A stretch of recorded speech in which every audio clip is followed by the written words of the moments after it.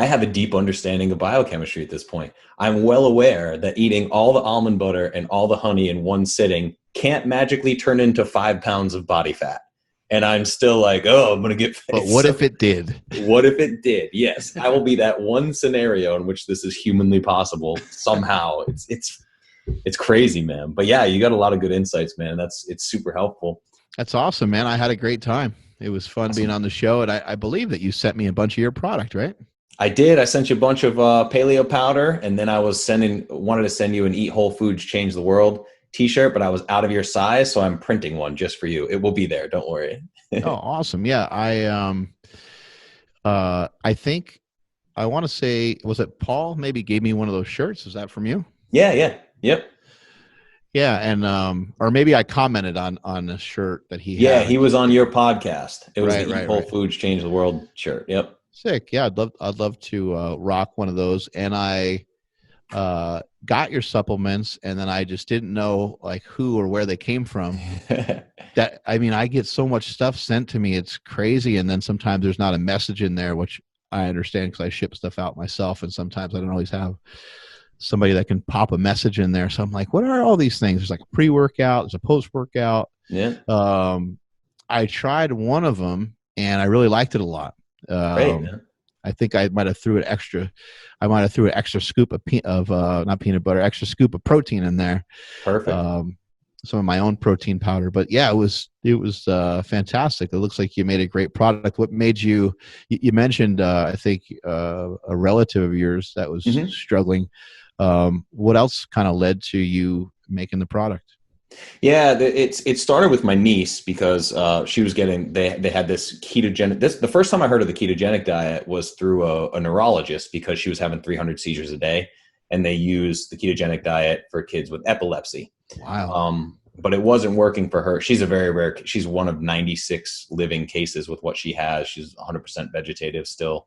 But yeah, so I looked at this KetoCal shit, which is what they give babies through their G tubes in pediatric ICUs.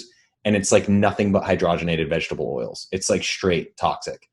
So I literally took food dehydrators and food processors and went through Chris Kresser's work and Rob Wolf's work. And I took like paleo superfoods and dehydrated them and started blending them together. And then the neurologist thought it was great. And we put it in her feeding tube and everything. And then I hired a food and beverage consulting company. Same guys that worked with Quest Nutrition. And I was like, I'm going to turn this into a thing. And then I had just read the 4-Hour Work Week. So I was like, okay, like I'm going to sell this to CrossFitters. And that was how it started. It was the Perfect Paleo Powder was initially only marketed to CrossFitters as a post-workout. And the rest is Awesome, history. dude. Yeah, it was crazy. Yeah, I mean, like people need more products like that. Like, I like some of these like protein bars and stuff too that are more natural, that are leaning more towards a natural way. I think. Yeah. Companies like the Perfect, I forget what it's called, the Perfect Food Bar. I forget what that name of that company is, but they have like those peanut butter and almond bars, and Yeah, dude. yes, they have chocolate chips, and yes, you can look at these things that they're pretty calorically dense. Maybe you're not going to get shredded if you eat 10 of them every day, Right. type of thing. But man, we need more like conveniences like that. It's great to have. I find it kind of funny how people are like, man, there's so much, convenient negative food out there. And it's like, yeah, there is, but there's actually, if you actually think about it, there's more health. There's more, companies that have meal prep. There's more meal prep companies. There's more personal trainers. Yeah. There's a lot more convenience towards healthy foods than we've ever had before. So really like the excuse of like, oh man, there's fast food everywhere. Yeah. Just isn't a good enough excuse. And the more that we get products out, like the stuff that you've made, the more people purchase things on the, more normalized and the more common we can get. Imagine if In-N-Out decides to have grass-fed beef and grass-fed cheese and raw cheese or some shit like that, and it starts to drive down some of those prices. I mean, these are all, really great things. And maybe some of these companies start to use better farming practices and all this kind of stuff.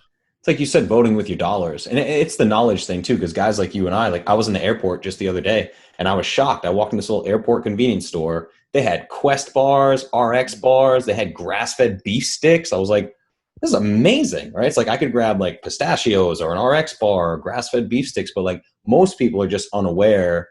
They don't know how to read the label. Like, what's the difference between the RX bar and this, crazy protein mass gain bar that has 1,000 artificial sweeteners? It's the education piece is big too. Cause dude, there are so many great options that even in convenience stores now. It's really amazing to see.